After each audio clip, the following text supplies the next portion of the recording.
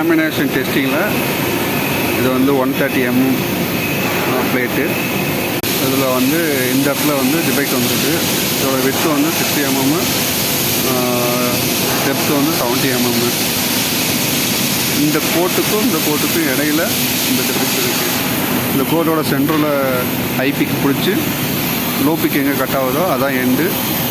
அந்த சைடில் எந்த பக்கம் லோ பிக் எண்ட் ஆகுதோ அதான் எண்டு, டிஃபெக்டோட எண்டு.